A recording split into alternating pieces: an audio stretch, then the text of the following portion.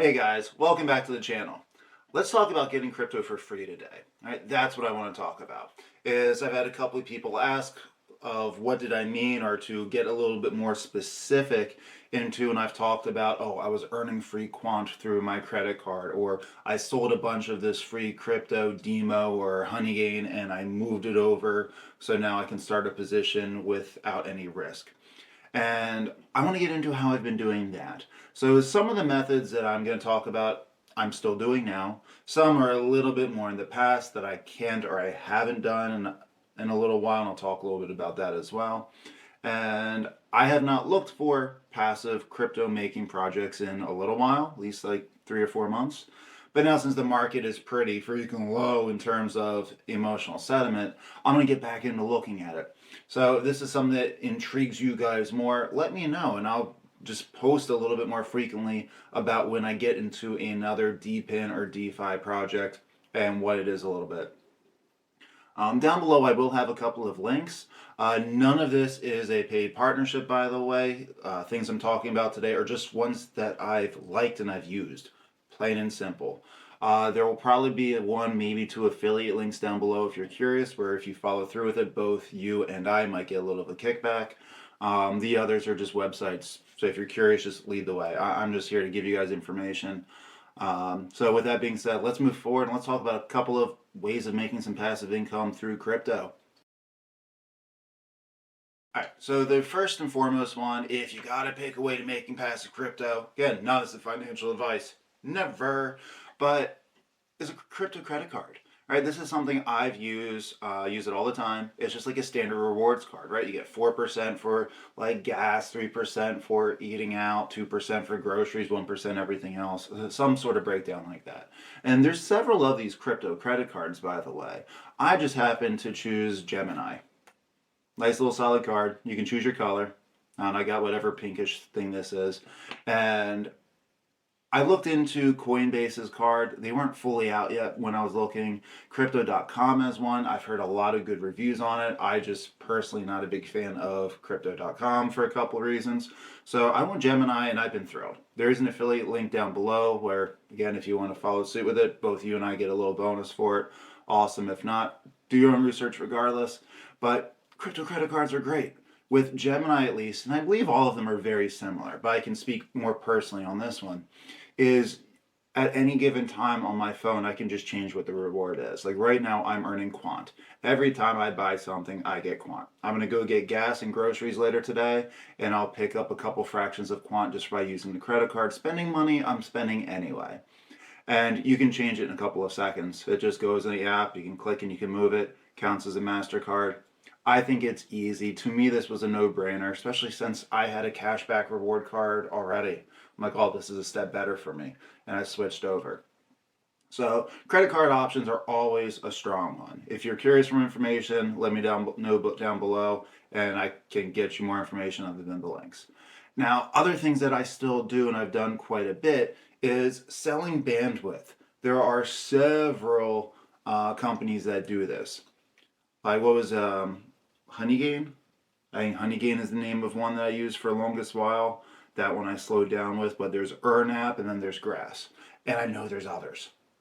They're just extensions that you download onto your computer, some on your phone, and just by having your computer on, it collects excess bandwidth, stores it, sends it off, and you get a little bit of a kickback for it. Now, you're not going to make like hundreds of dollars a week or anything on this, but I mean, every year I do make several $100s just by keeping my computers on. That's it. So by doing nothing else, I make a little bit more. And they come in the form of, some micro cap, low crypto for the most part. Like I'm still playing with, I haven't converted my grass over yet, but I believe it was Honeygain, where I've had that one for years. Turns it into not honey, but some other little beehive type crypto. And it just dumped it into my MetaMask wallet, I believe, every week, and I would sell it, move it into something else, or put it in USDC. It worked really well.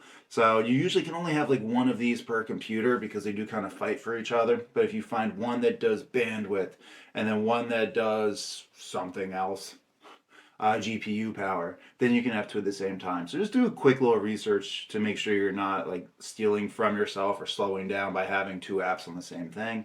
I have some links down below where it just takes you to the website so you can learn a little bit more about it, so we don't have to try to Google something. Again, I should have it in the pinned comment down below and in the description. I'll say both in case I forget one of them. But yeah, any passive ways of just getting free money for doing things you already do. Now, this is one that I don't do anymore. I might get back into it. I haven't looked at the XM token in a little while, or WXM, but there's something called Weather XM. And now, again, there's been all kinds of things like this. This one is just a little system you set outside and it monitors the weather. And it just is a whole other weather database. It collects it, sends signals back and forth, whatever, and lets us know what the weather is based off of these nodes or little computers that we put up outside. And again, you get paid in crypto token for it. And every little bit you can sell it to move in, you can get cash or put it into another asset, whatever that you want. And there's been so many like this. I believe there's one that measures carbon dioxide. There's one that does air pollutants in your home, where like you can see that, I don't know, if you're a little hippie-ish and you like spray something or have a candle on, you can see the quality of air as it rises or lowers with it. And again, it's just data collection. There is so much money in data collection. And there's a lot of different projects like this. Now, I guess to interrupt myself briefly, from my experience, these deep in projects for me have worked really well at first, and then usually they tend to fade away. So getting in early from my experience has been huge. There's been one Hive mapper I got in a little late. It was pretty much a satellite or a computer that you put on your car, and it maps kind of like Google Map as you drive around. It took them over a year and a half to get mine out. So by the time it came, I saw the price of it dropped by like 92% or something ridiculous. So I just returned it. But if you keep an eye out, there's all kinds of projects like this, guys. And again, if you can find something that doesn't take any extra effort for you, even better. One that's still out, but it's now subscription based, which is why I dropped it. Maybe it's a little petty of me, but it's Demo. Demo is just a little, again, all these are like little contraptions at most, right? You just plug into the computer section in your car. And I got something called Demo tokens just for driving my car. It did not matter how often you drove it, how far you drove. It is just, as long as you drove it, I think it was like a couple miles a week, like literally like 3 or 5 miles a week, you got a distribution of this Demo at the end of the week. And they would just collect things like your car stats, everything that's already running through your computer, and they would sell the information off to the main car companies, insurance companies, etc. That one I was making for a little while was like 30-40 bucks a week, again, just for driving. It was great. I was paying for gas and more from it. It was wonderful. Now it's a subscription fee. I've dropped it, but my buddy still does it. He says it kind of pays for itself at this point because, you know, the price of Demo has dropped like everything else. But it still gives things like your check engine light codes. If check engine light comes on, it tells you what the code is. It works as a GPS. So there's a couple still benefits for it. It's a cool little tool. I might have a link down below. I'll try to find one if not, just in case you guys are interested. Now again, there's a bunch of these out there. There was one for a toothbrush I recently saw. I did not jump in on this one. I just didn't look into it enough and then kind of forgot about it, to be honest. It was literally an electronic toothbrush, about the same price of like an Oral-B one, and somehow you got free crypto from brushing your teeth, right? There's all kinds of stuff like this out there, guys. And then lastly, I will throw out there staking and liquidity pools. And these are like almost basic 102, right? Things for crypto. Is specifically in a bear market right now, I am personally staking everything I can stake. Because if I'm going to own it, I might as well get a little bit of a percentage just for holding it. Otherwise, I'm just holding it, right? Even if it's low, 2-3%, why the heck not? And most places you stake on exchanges. You know, you can, sometimes they'll give the option of locking it away, meaning it has to stay staked for 3 months, 6 months, 12 months, whatever, but they give you a higher percentage for it. You know, do that your own risk, so to speak, depending on how you think the market's going to go.